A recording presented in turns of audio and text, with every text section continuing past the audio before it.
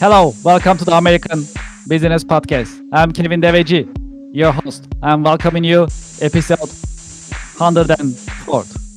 As you know, last week we passed 100 episode barrier. That was our goal. And now we are going towards 200. We have many guests, many subjects to cover, and we are excited to keep bringing you informative and educational business content. Today's number is 407. That is the size of US management consulting market for 2025. As you know, we have a great partnership with missionstatements.com, and from missionstatements.com, quote of the day: if you don't have time to do the right thing, when will you have time to do it over? Well, we have a great guest today. We'll talk about commercial real estate market. Today is our real estate day. That's what I was talking about with our guests earlier, and I'm excited to talk more about real estate market in the United States, and we'll learn more from our guest today. Let me invite our guest to our virtual stage, and let's get the conversation started. Hello, Kevin. Welcome to the podcast. Hi, Kevin. Thanks for having me, and congratulations on hitting 100 episodes. Thank you very much. Appreciate it. We are really fired up. That is, I think, right term. I have to say, extremely motivated, and thanks to our audience, their support, and thanks to experts and professionals like yourself supporting the American Business Podcast. We are growing. Our audience base is growing. Also, we keep bringing new episodes, so our content is also growing. So this is a great time of the year that we are truly appreciated and humbled. And thank you very much for your good wishes. I hope you are having a great week so far. Fantastic week. No complaints over here. Yes, it's very nice to meet you, and thank you for being with us on the American Business Podcast, the voice of American business. Well, as I said, today is our real estate day. So we're gonna dive deeper into real estate market with you. I'm looking forward to having this conversation. That's a great market that keeps evolving, and there is a lot of things to learn from you, I'm sure, in that sense. So if that's okay, we can get the conversation started. As a start, would you please introduce yourself and your organization to our audience and to our listeners? Sure. My name is Kevin Bupp. I'm the Chief Investment Officer of Sunrise Capital Investors. We're a boutique private equity real estate firm that specializes in really two different commercial real estate niches, one being manufactured housing communities and the other being parking lots. So think parking lots, parking garages that all of us have probably used many times again. Oh, that's amazing. Well, I also understand you're a published author. I see a book right behind you. Can you tell us about your book, please? Yeah, sure. So it's called the Cash Flow Investor, and I'm a real estate investor that focuses on buying assets that have day one cash flow and very durable cash flow over many years and a lot of times many decades. I've been investing in real estate for 25 years. I've learned quite a bit along the way. I've been through now a number of different cycles, and so the book is a compilation of lessons I've learned along the way, various case stories. Challenges I faced, hurdles that I've overcome, and I really share that over the 2+ decades of my personal experience. But then, second to that, intertwined into this book is I've been hosting a real estate podcast, a commercial real estate investing podcast for going on almost 12 years now, and I've interviewed thousands of absolutely brilliant individuals that are light years ahead of where I'm at in my business, right? That have grown multi-billion-dollar businesses, and so I've learned quite a bit over the years. Many of those individuals have shared life lessons with me that I've gone on to implement and integrate into my own business, and so I've really taken a lot of those lessons, kind of the top lessons, and intertwined those into that book. And so it's life lessons, business lessons, a little bit of everything, but it really all revolves around commercial real estate. Yeah, this is really informative. I'm a published author myself, so I really appreciate authors, and I know how much hard work that you put in the book. So that's important that we talk about your book and how our audience can get it. Is it on Amazon or any other site that they can get the book? It is on Amazon. You can grab a copy there, or Kevin, for your audience, we can go give a free physical copy away if you'd like. I've got a web page set up for you. You just go to my website, kevinbupp.com, and then /free book. And all you have to pay is, I think it's $6 shipping and handling, but you can actually get a physical free copy of the book that you see sitting behind me here. That's a great information. Thank you for sharing it with our audience. Would you please tell us about your career journey? How did you get started? How your career path has unfolded over the years? Yeah, no, it's a great question. So, I graduated high school, started college, and really didn't understand what I wanted to do when I grew up, and just was taking general business classes, and really looking for a bigger way. I'd always been entrepreneurial from a young age. I had a paper route at the age of 12. I made money shoveling snow and mowing grasses in my early teenage years. And just always I always had a side hustle, always making my own money so that I could buy the things that I wanted. We didn't grow up rich.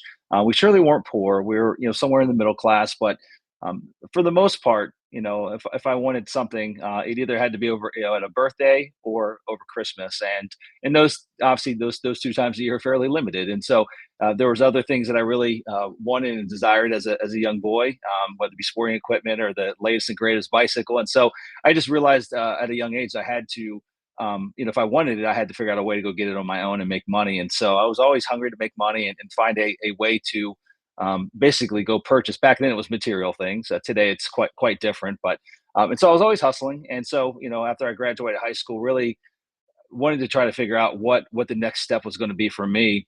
And just by happenstance and really just the power of the universe, I was introduced to a gentleman at the age of 19 by the name of David. David became my very first true business mentor. And David was a local real estate investor where I grew up in Pennsylvania, and I just came to become a friend with him, a friend of his, and get to know him over a couple months period of time.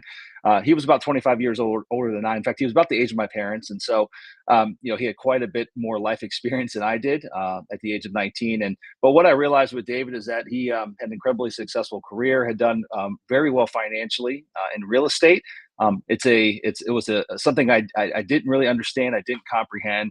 I didn't fully, I couldn't wrap my arms around what it was he did. All I knew is he owned property, and he had folks that paid him rent. And by doing that over multiple decades, he was incredibly wealthy. At least in my eyes, he was absolutely rich.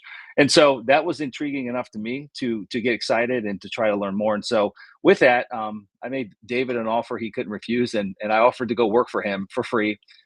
So in between going to classes during the day, I worked in the evenings, tending bar, and so I had quite a bit of free time during Monday through Friday daytime hours. I probably about 25 hours a week that I would spend with David, working in his office, out in the field, basically whatever he needed me to do.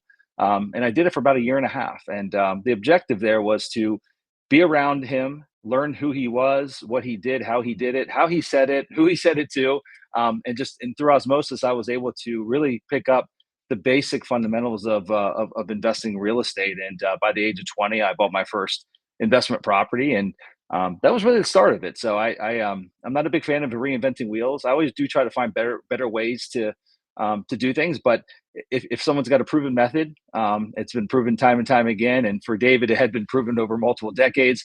I figured I wouldn't reinvent the wheel. I would just follow David's lead and basically model what he had already created. And that's what I did. So I bought that first property at the age of 20, bought a second, a third, a fourth. And, within the first 5 years, I was able to acquire about 100 single family rental properties, a few hundred apartment doors. And that was really the first 5 years was the kind of the basis to, now where we're at today, where I've been at this now for 20 plus years. And I've built a really cool company with some great people, great staff, great assets, a great portfolio of assets under management. And it's been an exciting ride. When you think about your day-to-day work, what are the exciting and challenging parts of your work on daily basis? Yeah, so things have been. It's been an evolution over time, and I would say that there's one other in my organization today. There is one other principal. His name is Brian Spear, and so it's myself and one other person that basically run the company. We do have an entire C-suite of executives that handle the various important roles: CFO, asset management, director of operations, things of that nature. I still do hold the chief investment officer role, and my business partner is the CEO of the organization. So we have the two primary titles, and still are very involved in the business. However, I would say that if you had asked me that question 5 years ago, I was very much in the weeds of the business. Literally wearing a million different hats, just putting out fires left and right all the time as we continued to try to grow. always taking, two steps back to take one step forward, right? It was always a battle to get out of the weeds and kind of rise up above the organization so that I could focus on the future and really start playing for the future. So I would say that now I'm not entirely out of the weeds, but the most exciting part, and I think Brian would probably share the same insight here. The most exciting part about where we're at now with the growth of our company is that we get to spend quite a bit of time on a weekly basis strategizing and really talking about bigger vision. Where's the growth of the company going? We're not just where we want to be next week, but where do we want to be next year, in the next 3 years, the next 5 years? And we spend quite a bit of time not just talking about it, but really um, putting the the foundation, the strategy in place to get there, to actually achieve these bigger goals. And so I really enjoy that. I think it's fun to have big dreams and big visions, and know that you've got an absolutely brilliant team underneath you that is in alignment with you. They share your vision, they share your core values, and they're really rooting for you to win. And we're all winning together. And it's a lot of fun to be in that leadership role and watch it trickle down and watch all the magic happen. How do you see the state of commercial real estate industry nowadays? Yeah, I mean, that's a big question. Obviously, there's a number of different asset classes that kind of fall underneath the umbrella of commercial real estate. On top of that, there's a lot of different geographical markets. There's a lot of geographical submarkets, and so um, you know, there's certain aspects of commercial real estate or certain asset classes. For example, office. Office has been incredibly challenged over the last decade.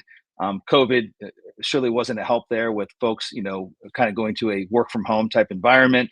Offices have been struggling across the country. I do believe they've probably hit the bottom at this point and are starting to not necessarily rebound per se, but they've kind of hit a bottom low, and there's quite a bit of interest now going back into the office sector as far as buying opportunity.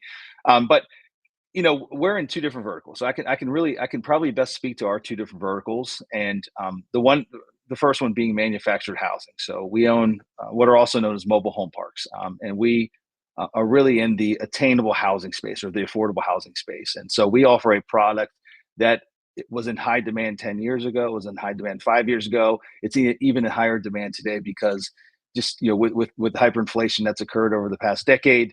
The cost of housing, the median home price throughout the U.S. is $450,000. The average dual working household, they have a challenge buying even just a starter home. They have a very challenging time living the American dream of owning a home. And so our niche, manufactured housing, we can typically get someone into a home for about half the price of what it would cost to purchase a traditional stick-built home. And so our sector is absolutely booming. It has not had any lulls over even the past 5 years when interest rates have continued to rise. Inflation was somewhat rampant and out of control. Our sector in the manufactured housing space has continued to boom. Second to that, the other asset class that we're in is parking investments. So I think parking lots or parking garages and downtown business cores, so downtown areas where local businesses are operating in large cities.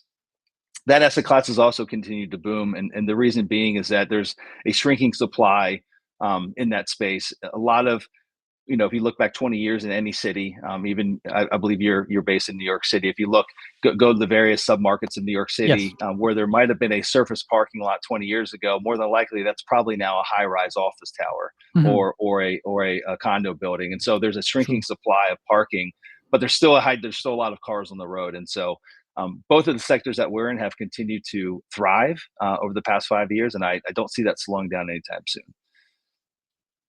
Yeah, these are really great insights. And I was when I was listening to, I was also thinking about it, and it makes a lot of sense in that sense. It's getting less the availability, That's the right. parking lots, um, and as for the mobile homes, Mhm. just from information point of view. So, can you tell us a little bit more, like when you make it available for a potential homeowner or to someone who would like to buy it? So, it comes with the land, or it's just a house? How is the structure in the setup? Yeah, it's what we classify as a land lease community, meaning that us as a company own the ground and the entire community that it's in. So we own the ground, we own the infrastructure, the common areas, the residents actually own the mobile home. That mobile home sits on our piece of land. They have their own lot. And instead of them paying, real property taxes, they don't own the land. So they essentially pay us a land lease, a monthly land lease, and that, covers real estate taxes,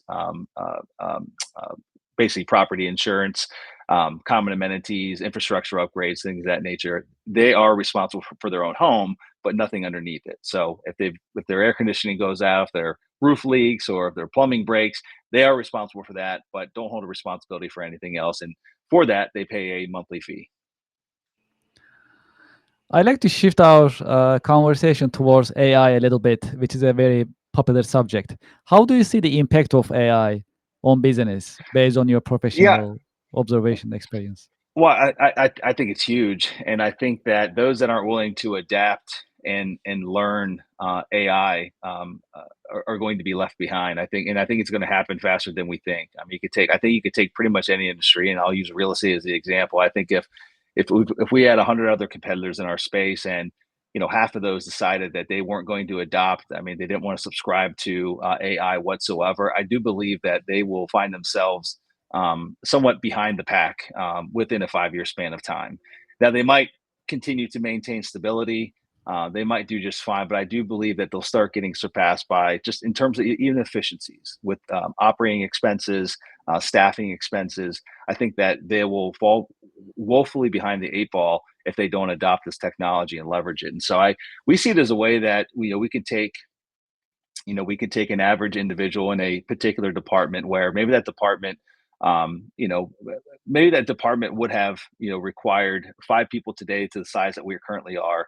And then, next year we'd have to add a sixth person at the department, maybe the following year, a seventh person. Well, I believe that we can keep those same 5 people that we currently have now with the adoption of AI, and we could grow to 10x the size, if not more than that, with those same 5 people, because now they've got basically their right hand man or right hand gal, which is AI, and it's the smartest person they know that can be there helping guide them and helping create efficiencies in their day-to-day role. And so um, I believe it's scary, it's exciting, but it's scary at the same time. But I think it's one of those things where, if you're so scared of it that you're not willing to adapt and you think it's going to go away, I think you're going to find yourself in a very difficult spot 5 years from now, especially if you're in the working class. I mean, if you're a business owner, if you're in the working class, I think you're going to be very challenged and regretful that you didn't adopt it and take advantage of it sooner. So, my full-time job is business software. So I help companies digitize, automate their business processes, and we offer a bunch of software systems, CRMs, ERPs, and so on. So one of them is a CRM system, which companies can run their sales, marketing, and business development activities. Because we deploy these a lot in many different companies, including real estate companies, we see different practices in terms of marketing. We just observe how they perform marketing and Mhm. utilize our software for it. So, from your point of view, in your industry, and based on your experience and observation, of course, what are the best marketing practices that you have been seeing that brings the highest ROI nowadays? Yeah, that's a great question. So we really, our company is bifurcated down the middle, and on one side we have a vertically integrated property management company. So we handle all the day to day operations and staffing on that side of the house, and so that's very people involved. There's still there's still paper involved in that side of the business. Unfortunately, we're trying to fully get away from that, but a lot of moving parts on the property management side. And then we have our real estate investment side of the house, and that's where we essentially raise capital, and look for opportunities to deploy capital into what we feel are fundamentally strong investments. And so it's two different marketing angles that we approach. So I'll maybe speak to. We do quite a bit of marketing on the capital investment side. We typically bring in our investment capital from high net worth accredited investors, business owners like yourself, folks that are very busy, making very good money, wanting to diversify in different investments, real estate being one of them. We can help them diversify and buy great assets, be proportionate share owners of those assets, but not handle the day-to-day challenges of running a investment property. And so over there, we spend a lot of time on social media platforms. We put a lot of content out there, and I have found that I've been publishing a podcast now for 11 years. We do a lot of YouTube content. We do a lot of speaking engagements, and and this is going to be a simple answer, and it's not going to be as granular as probably what you're hoping for. But what I have found that really works is authenticity. I mean, just giving. without any anticipation of receiving something back in return, and just being authentic, sharing your knowledge, sharing your wisdom with the world without expecting anything in return. And that's what we've done now over many years. We don't we don't try to put someone else down to say our product's better, our services are better. We just speak authentically who we are, what we're doing, what our vision is, and by doing that, we've attracted thousands of investors that have invested hundreds of millions of dollars with us over the last decade plus that we've been running the organization. And I can only really tie it back to authenticity. It works. It's real. It's not polished, and you don't have to overthink it. You just be yourself. In your career journey, have you had any role models, any mentors who help you shape your career perspective?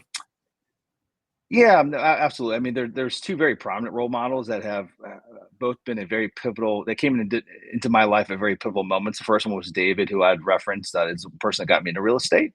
So he was kind of the original basis and got me my start and showed me a better way than what I was doing. And then there was another individual by the name of Rod that came into my life about 7 years into my 6 or 7 years into my real estate journey, and Rod had a substantially larger business than David had, about 20x the size. And so he really helped me think bigger, have a bigger vision, look at a bigger picture, dream bigger, and really helped help push me on what I call my version 2 path. I did great at a younger age, but ultimately had kind of rebuilt things, restructured things, and built it into what it is today. And so those two individuals were critical mentors in my life. But again, just probably like you as well, I listen to a lot of podcasts, I read a lot of books, and so I do consider a lot of those authors of Mhm. books that have had profound impacts on my life. I do consider them to be mentors as well. I might not personally know them, I might not have personally had a conversation with them, but their teachings and their writings and their the value that they provide has made a direct impact. How about your key career lessons that you learned the hard way? What would it be? Especially being a professional yourself for decades of experience. If you can share your key career lessons that you learned the hard way, that'd be great. Yeah, I've had a number of different businesses over the years. Real estate's been primary, but I've had a number of other businesses I've been involved in, and I've always I really enjoy having strategic partnerships. Another principle within whatever organization I'm running. I think it's you can't be great at everything. You can be if you're honest with yourself, you're really good at a few things and you're kind of mediocre at everything else, right? So I think just being self-aware is very important. And so for that reason, even from an earlier age, I've tended to have business partners. Sometimes, mostly one, sometimes two, within any endeavor that I'm pursuing. And a business partnership is very much like a marriage. So while it's important to find what complementary skills that individual brings to the equation, that's first and foremost, that's important. But equally as important is making sure that you actually like the individual, because at the end of the day, you're going to be spending quite a bit of time with them. You got to enjoy their personality. They have a shared vision, shared goals, shared dreams, but you actually have to like being around them. And so, um, I've known many folks over the years that have had a business partner that maybe is brilliant, absolutely brilliant on paper. They bring everything to the equation that might have been a void inside that organization prior to them coming on board. However, it's like oil and vinegar. The relationship didn't have a chance from the start because they really have opposing personalities, and I just think that's a recipe for disaster. So my current partner today, we've been in business now for 10 years together. Really enjoy him as a person, as an individual, as a human being. He's got a huge heart. We share a lot of common interests outside of business, share a lot of common interests inside the business. We have complementary skill sets, and it works really well together. If you had a chance to go back history, personally or historically, to what time period would you like to I'd say, go back and why? yeah, the Industrial Revolution. I mean, there was such a pivotal moment in American history, and lots of progress, lots of change, lots of really neat things happening at that period of time. So, hands down, that's when I would go back to. What are your biggest interests and passion outside of work? Yeah, it's a great question. I've got a younger family. I got two boys, 9 and 12. They're very involved in sports, but we also do quite a bit of travel as a family. My wife and my two boys, and so um, we love the ocean, we love lakes, we love boating, and so we do travel and do a lot of vacations that revolve around either boating or sailing or fishing. So just the outdoors, being in sunshine, being in the water. That's a big one. And as far as I love health and fitness. My wife and I both, have quite a routine on a weekly basis, just staying physically fit, make sure that we eat well, and make sure that we're being able to perform at our peak, not just for professional careers, but also for our kids, for each other. Mhm. Yeah, this is one of the subjects that we love to talk about, the wellness and health and its impact on business and career. So it's exactly that we learned it from you. What is your career advice for the next generation business professionals? Yeah, I mean, it's a great question. It's interesting. I mean, the times are changing so fast, and I somewhat feel sorry for some of the just more the kids that are taking traditional routes with school, with education. I think a lot of it ties back to even AI. If I had to give any advice today, it would be become the best. Literally dive in, learn everything there is about AI and how you can utilize it and leverage it to benefit you when you get out into the job world, when you start seeking the path that you're going to go down, whether it be building the business, whether it be an employee for an organization. But that's going to be the differing factor of those that actually can find a path and find a way. I don't care how fancy your degree is, what school you went to. If you're not willing to adopt and really become an expert in all things I think you're going to be left behind. I think you're going to have challenges. So that'd be my advice. For those who like to be in touch with you, who like to learn more about your company, what is the best way to be in touch with you and learn about your organization? Yeah, if you want to learn more about Sunrise, you can visit our website, investwithsunrise.com. We've got quite a bit of information, resources there. You can learn about any investment opportunities we have. We've got case studies that we share, white papers that we've written over the years that are very helpful in understanding who we are, what we do. And then I'm also very active on LinkedIn and Instagram. Look up Kevin Bupp, and you should be able to track me down. I spend quite a bit of time there, and you can reach out to me there as well. I still respond personally to comments and to inquiries on both those platforms. Uh, does your team also do any networking? Is networking is important for your organization? Business networking, you will say.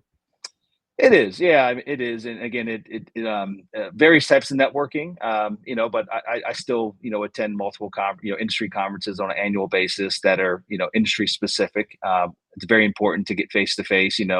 It's great to have the efficiencies of Zoom or different virtual type meetings, but I still don't believe that anything replaces being able to meet in person, to shake a hand, to break bread together, to spend quality one-on-one time together with somebody. So absolutely, it's a big part of what we do.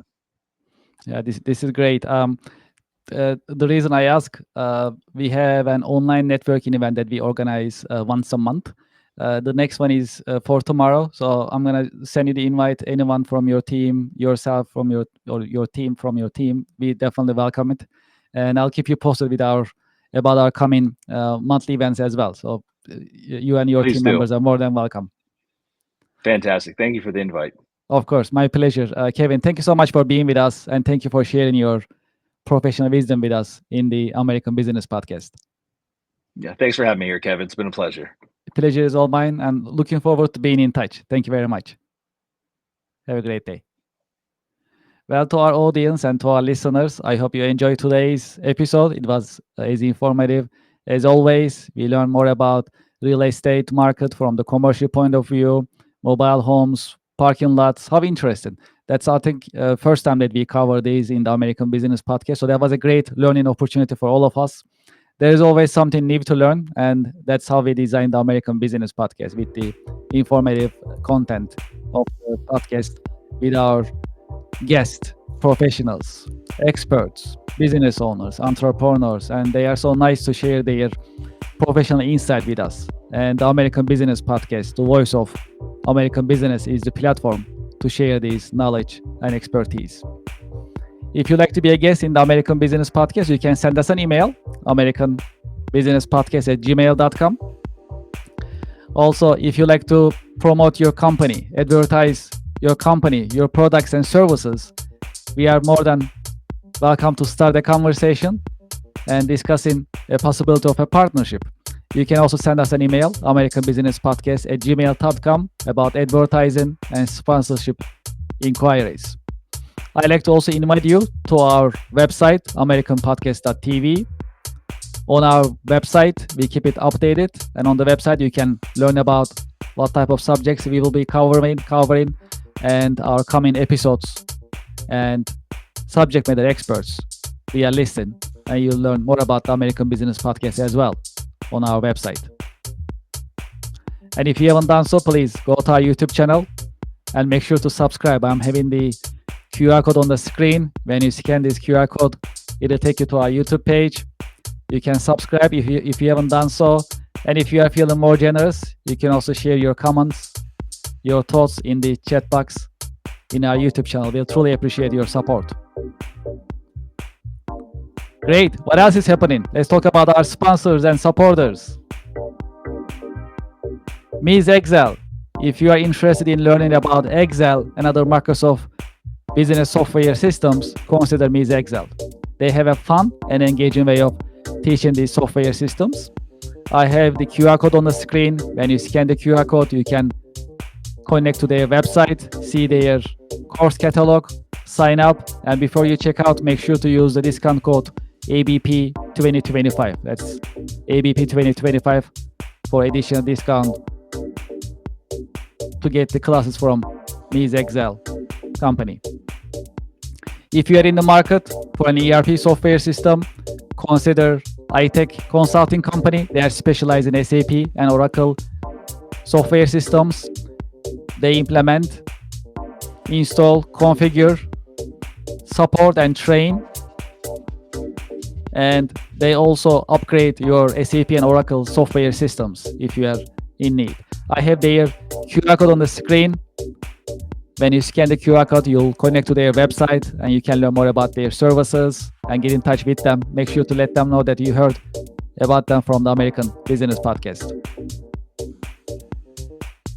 Live to Lead. If you're interested in learning about leadership, improving your leadership skills, building leadership in your team, consider Live to Lead conference. It is scheduled for January 23rd, 2026. I have the QR code on the screen. It'll take you to the official website. You can learn more about the Live to Lead conference and you can register. The time is coming.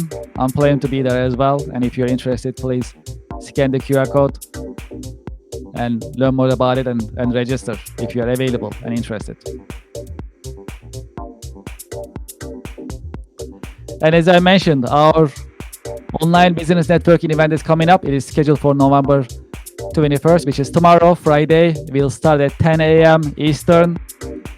We have a couple seats left. And if you haven't done so, consider joining us and scan the QR code.